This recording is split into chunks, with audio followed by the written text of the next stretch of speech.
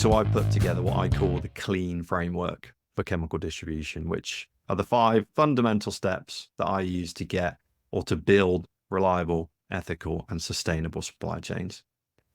And to go into more detail on Come on, those. what are they? So C is clarify, which is all about clarifying the needs of a customer. So what the priorities are, what's going to have the most impact to them, because and I can pick up quite a lot just based on the industry they're in. That answers a lot of questions immediately.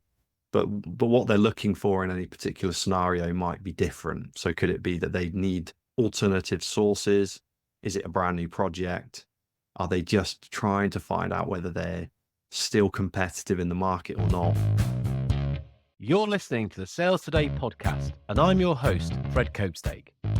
On this podcast, we explore how sales professionals can develop a modern approach to winning business, the application of virtual selling techniques, how to create meaningful business relationships, and much more. Why not take our free collaborative selling scorecard to see how your sales approach suits today's environment? You'll find a link in the show notes. And welcome to this episode of the Sales Today podcast, where I'm delighted to be joined by Aaron Lee. Aaron is the founder of Alchem, which is a chemical distribution company. So all about sourcing and supplying chemicals. So Aaron, welcome. Hello, Fred. Thanks for having me. No, I'm looking forward to this discussion because we've done some work together. So I know quite a lot about what you do. But just so for listeners, the type of chemicals that you get involved in, just talk to us about that. Yeah, sure. So, well, anything and everything over my career, truth be told, which has ranged from, I would say kind of bulk, dirty chemicals from in a water treatment environment through paints and coatings, agrochemicals, and then all the way up to pharma and cosmetics and personal care. And cosmetics and personal care is really where I'm more focused nowadays. Okay. And so what you're doing is you are helping companies that want to buy this stuff normally to do that right, for want of a bad word. Yes, yeah, that's right. So again, it could be anything and everything. So it's that's the beauty, I guess, of distribution. You get exposed to so many different areas. I had a brief spell, I would say, as with a manufacturer, which was just purely in disinfection. And once you go down a rabbit hole in a particular industry, it really is, there's so much nuance within a specific industry. So yeah, the beauty of chemical distribution is being across so many different areas and, getting so much exposure. But yeah, it's although the world is, a much smaller place than it was maybe 20, 30 years ago, it's still quite a complex when we start getting into global supply chains and, buying specific chemical products. We're not buying, non-hazardous products or inconsequential things. Some of these are quite serious products. So it's really important that the where these products are coming from is a reliable source, that the supply chain is really reliable, and that everything's done properly. Because rightly so, there's a lot of red tape in place and regulations that you need to adhere to, etc. So yeah, it's just helping companies to be really sure on what they're getting. And just getting really complete control on that supply chain. Okay, so control the supply chain. But one of the things that struck me when we've been chatting in the past is that ethical keeps popping up. I've got an interest around this particular area, and it's like, okay, that's cool. Why is it so important in the stuff that you're doing? Why is it always featuring in what you're saying? Yeah, so industries like cosmetics, for example, and you can go a step sideways to food and beverage and things like that too. Consumers nowadays are getting rightly so, there's so much more focus now on responsible consumption. And I guess the other thing is that when people think of chemicals, unless they, like in chemicals, which, I think that's quite a few people, they can be quite intimidating. The first thought of, oh, I don't want chemicals, I don't like chemicals, whatever it might be. So it's a bit of educating about, why there are certain chemicals in certain products and what they're in there to do, rather than just a blanket fear of them. And then to go one step further with ethics down the supply chain is knowing that the full supply chain is ethical. So a lot of companies want to portray that their products are ethically sourced. But what does that mean? So especially they go on a slight tangent, but it can be quite an opaque industry. People are a little bit reluctant to share fully their supply chain. I understand why, because there is often times where companies will be cut out, for a lack of a better word. So they are reluctant to do that. So they'll either hide behind either brand names and trade names, or they just will not disclose where their raw materials are coming from. And I kind of have the stance that you cannot say that you're sourcing ethically if you don't know you don't have full view and full transparency of your supply chain. And even when you do have full transparency, you can still fall foul of ethics. So, for example, not too long ago, there were a couple of makeup companies where it was found that I think it was for fragrance actually, that two companies found that kids were harvesting jasmine down the supply chain. Now, do I think that those companies knew that was happening? Probably not. Well, I would hope not. And then it starts to open a lot of other questions too about the money that they're willing to pay their suppliers, that are forcing workers to have children involved in harvesting. It's, as you can tell, starts to get really complicated or complex, and there's a lot of avenues with it. So yeah, it's important to get it right.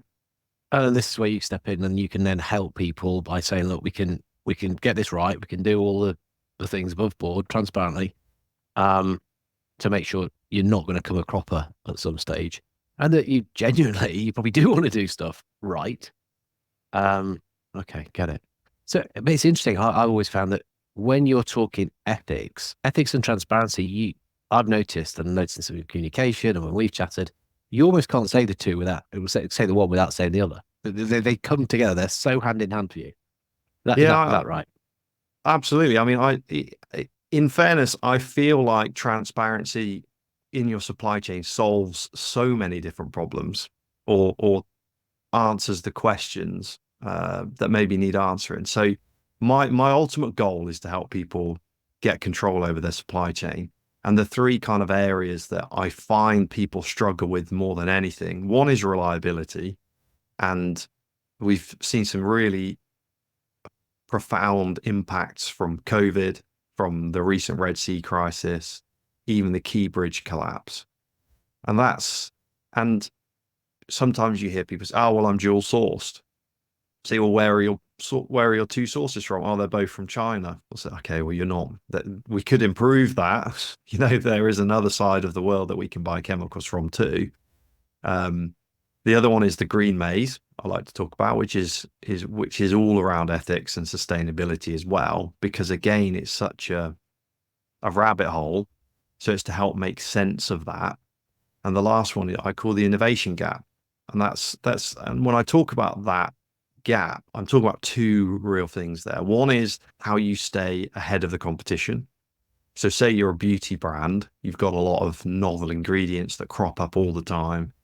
Every man and his dog's trying to sell the next best thing. What's the next best ingredient?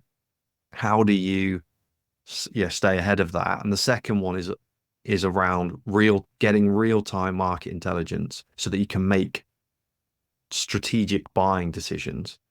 So if you're finding out about these things as they're happening in the market, you're probably already too late, because the supply chain in chemical, it's a slow, long sales cycle. It takes if you're buying something from China, you place your order one day, you might not see that material for 8 weeks. So you need to really be thinking a minimum of 2 months ahead. So, and there's a load of steps that can be taken in order to I guess get ahead of things like that. And that's all around transparency. If you know exactly where your product's coming from, who you're buying it from, everyone involved in the supply chain, the feedstocks going into the production of the raw material you're buying, then you can start to really know the impacts that, or the weaknesses potentially throughout that supply chain. So if you know that insert feedstock here goes short and that your supplier buys that particular feedstock for their product, but they would buy 2 months ahead, you've just bought yourself an additional 2 months because you know that information and you're working with a supplier who's sharing that information. If you don't know that, then you're just kind of guessing, or you will learn 2 months later, oh, by the way, there was a shortage of this feedstock, which has forced our prices up, or it's delayed production, or whatever that might be. And you just have to then fight that fire rather than being well ahead of it and making decisions to minimize that impact. So yeah, so I think transparency solves so many different issues in the supply chain.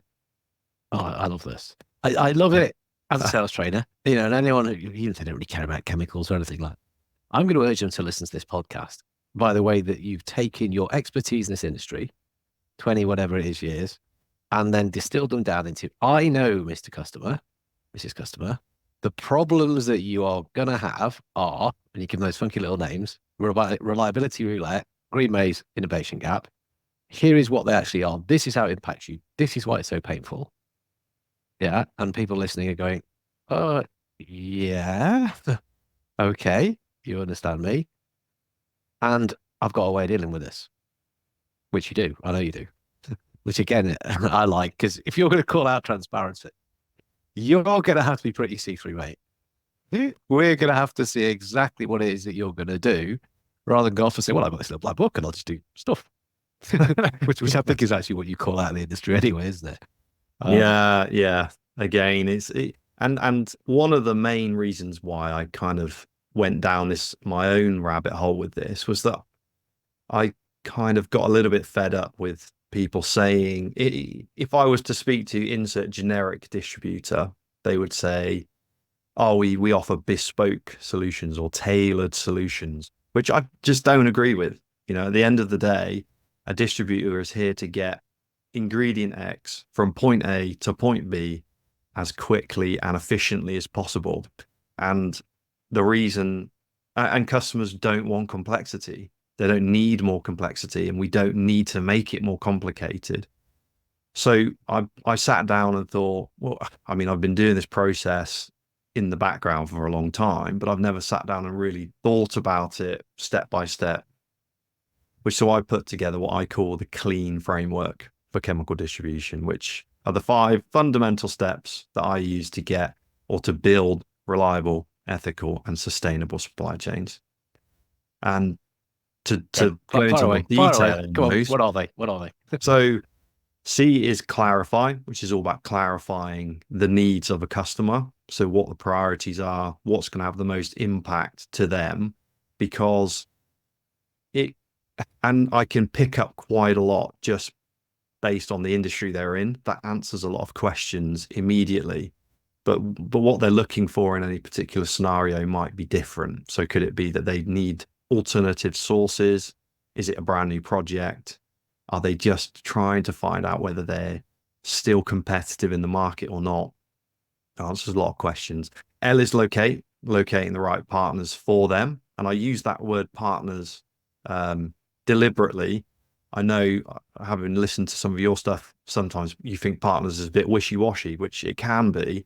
But my idea is not that, customer buys from me and I deal with supplier. The 3 of us work together to get this, to build this supply chain. And that's all about the right products, the right price, the right place.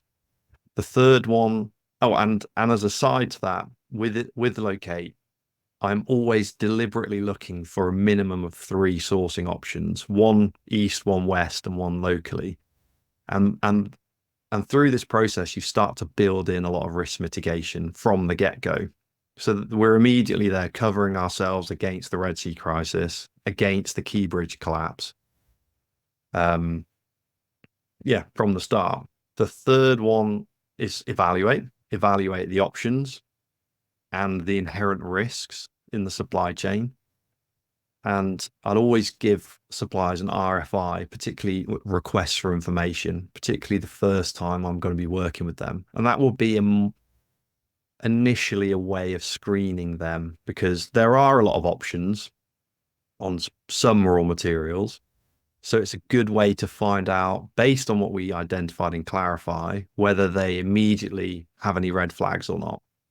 Now, some companies will have red flags, but that doesn't necessarily mean that they will be thrown off the table immediately. We then need to work out if we can collaborate to improve in certain areas. And often it's around traceability. The next one then is agreeing commercial terms. And that's not just a price. And that's where I think this is a bit different to what other distributors will do. It's not just, we will sell you this product for this price. We're also building in their expectations. We're also being fully transparent on our limitations too, because there's no point in us not going into this sort of relationship with our eyes open. Because if we want to be a company that say, hey, we've got a fully ethical supply chain, and we don't, by the way, our supplier buys their, nickel from the Congo, for example, there's a lot of question marks there, then we ultimately might fall foul of that. So if we know that from the get-go, okay, we can take that risk, but we're aware of the risk that we're taking. We can also start to talk about risk mitigation again in terms of our safety stocks. We can talk about consignment stocks, third-party warehousing. Can the supplier hold safety stocks? It doesn't have to just be that we, the customer, have safety stock. We can build in risk mitigation down the chain. And then the final one, nurture the relationships, which is my favorite one, to be honest, which is all about, long-term sustainable partnerships with both customers and suppliers. And that was something that was drummed into me really early on in my career, about building those partnerships, and goes back again to locate the right partners. And that's all about market intelligence, sharing information freely between all parties, because it's really important for the supplier and the customer to know what's going on. The supplier benefits so much from getting actual feedback from the market, but it's surprising how little or how often they don't get that. And then also it's about sharing those innovations, because if we'll go back to the beauty industry again, your supplier might turn around to you and say, I've heard all about this new product. Have you heard about it? No, we haven't. Well, let's see if we can do something together. And if you don't have a transparent relationship, what happens? Supplier might say it to me, not a cosmetic scientist. I then stumble my way through to the actual cosmetic scientist. We add in time and delays, whereas the two can just talk together. Why not? And they can work out quite quickly whether this is an exciting chemistry or not. So yeah, the clean framework. Oh, I love it. No, it is so clean. I mean, I love that it's just so clear what those steps are, that you know what those problems are, and you know the things to do to get people to the other side where they get that sustainable, ethical, transparent supply. And yeah, the partnerships thing, absolutely. It's not a wishy-washy I'm worried about. It's the fact that people just abuse the word. Sure. Yeah. Let's use the P word. Let's call it a partnership. When actually we're just going to use that to try and manipulate the other person. There's nothing. There's no two way about it. There's no mutual benefit. There's no win-win. It's just, we're going to call you that because then we can get what we want because we're bigger than you and we're going to abuse it. I think your context was someone saying to you, can we talk about a potential partnership or something as the first sentence to you? Yeah, that's a classic LinkedIn pitch slap, isn't it? Collaborate, synergy, whatever. I don't know. And yeah, I mean, come on, if you're going to send me that one, have a look. I've written a book about it. I know. I really admire how you've taken your experience. What it is that you're thinking, what's going to work, and just made it so clean, easy for people to see. And again, for someone listening, maybe not so much into the chemical industry, but is interested in sales, selling, how we can go about doing stuff to make our job easier, because we make the customer's job easier. That's a great example of doing that. There are the steps for you to take to get what you want.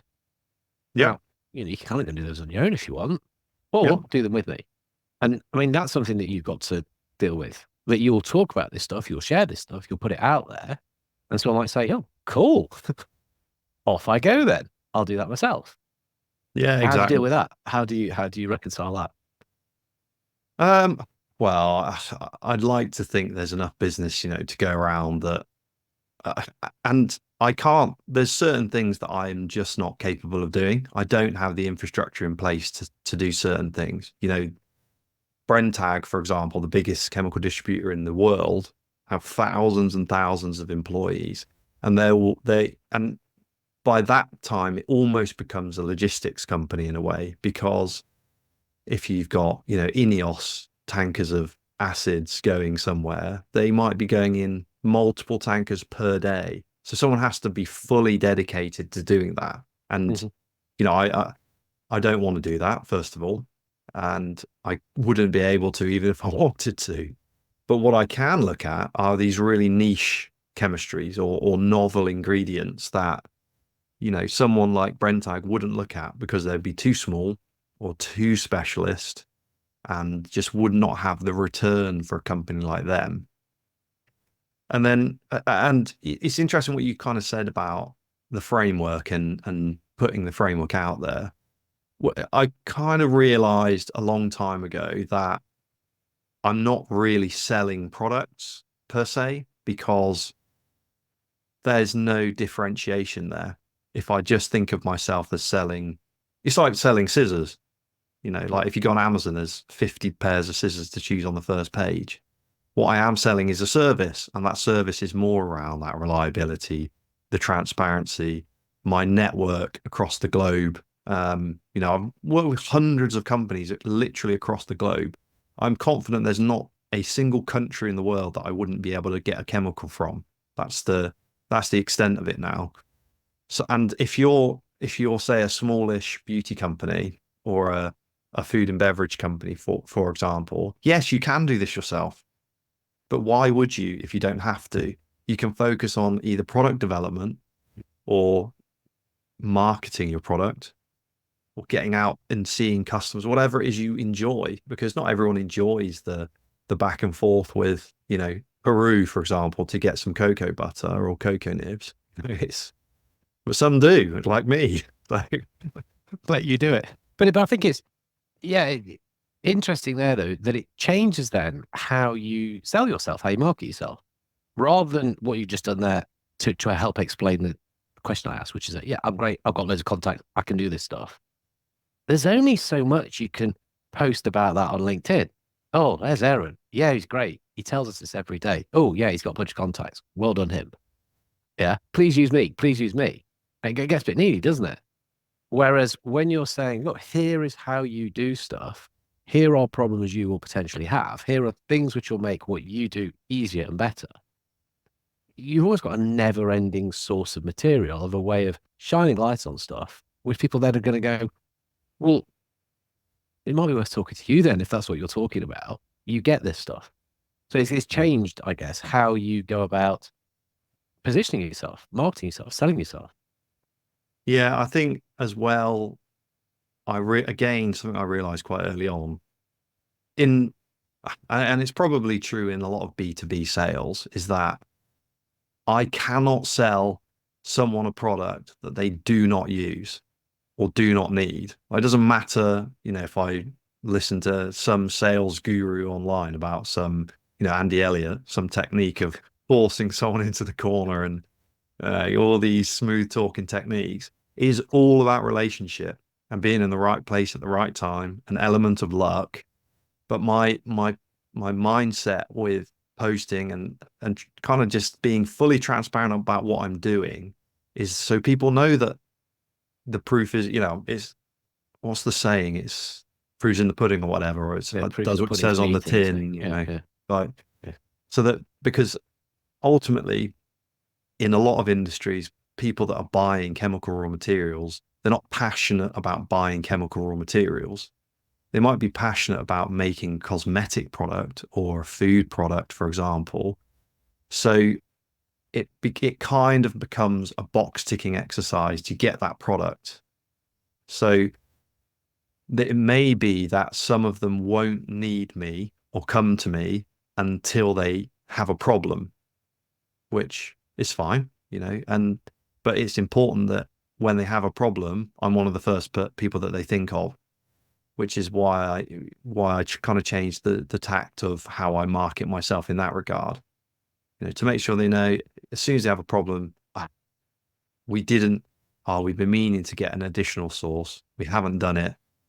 There's now a big backlog in shipping containers in China. And now we've got a 6-week delay on our product. What are we going to do? Who was that guy who's always talking about reliable supply chains? Let's send him a message. So that's it, really simple as that. And is that when you get contact, when people are in distress and they go, look, I know you've been talking about this. I've been reading this for the last 6 months and I meant to reach out and I didn't, but I need it. Okay. Yeah. I can help you now. Yeah. And I posted about it my newsletter on Saturday was about Hotel Chocolat. I sent around an email to me as a previous subscriber to their hot chocolate sachets to say that Subscriber, not even a customer. I put in there my addiction to this when I first got the Velvetizer. Yeah, that their prices have gone up because the price of cocoa had gone up by 70% since this time last year.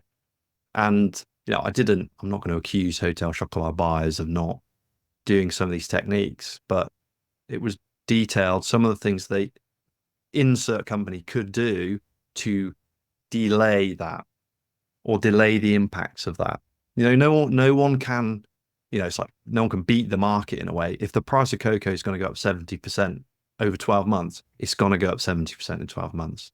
But can you limit the damage? Can you foresee it before your competitors do? Can you slowly stagger increases to your customers rather than giving them a 70% price increase? If you don't know that the market's doing that, then you have no other option than to just follow it. So I wrote about that on Saturday for that reason. Oh, cool. We've got a Velvetizer somewhere, but I think it got hidden because it's too plush for me. So oh, that's cool. No, so and again, so those problems you can talk about almost like forever. I mean, I know you've got the cool names for them, but you can wrap them up different ways, give a different example. Something is pretty much always going to pop up. You've given us a couple already. Jasmine, Crystal Chocolate, whatever. Something will go on. You go, there we go again. Look, that's pretty much what I've been telling you. That's what we call that. Here's the way to deal with it. And I don't think you can then be accused of sort of being boring, of being pushy, of being manipulative. You're just saying, look, that's what it is. That's what it is out there. I'm just laying it out in front of you. Yeah. Ethically, transparently. Look, Yeah. up to you. Up to you what you do with that. Yeah, agreed. It's just reinforcing the point. You know, I make the point originally and maybe people might turn the nose up at the point, but you can say, look, it's not just me saying this. This is what's happening in the real world, you know? Yeah. I mean, the biggest one around transparency is the Primark one, you know, about what happened in Bangladesh. They did not know what was happening with the factory that was manufacturing their products. That's the ultimate sin, to not know what the company manufacturing products is doing. Now, do they buy it direct? Did they buy it directly, or did they trust somebody else to put in place the fail safes? Because is it a hidden market? I don't know. So, And ignorance is no defense, is it? absolutely not. No. And Especially if when we're talking people about start to chemicals. pile on, they'll pile on. Yeah.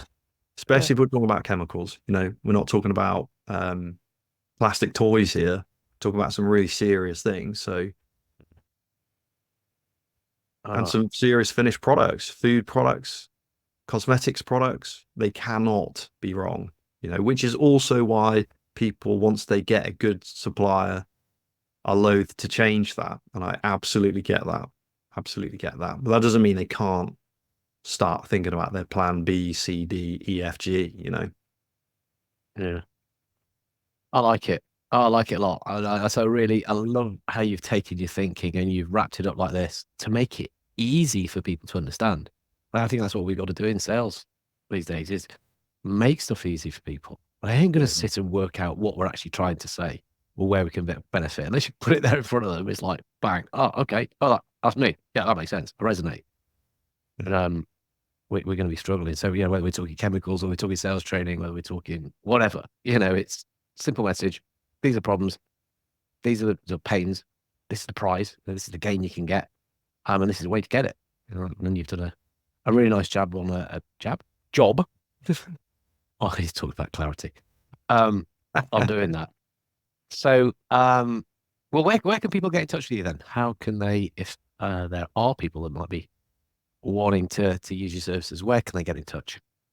Yeah, LinkedIn's probably the best place or easiest place. It's just Aaron Lee on there. My company is Alchem Trading, Alchem Trading, and you can get me at www.alchemtrading.com as well.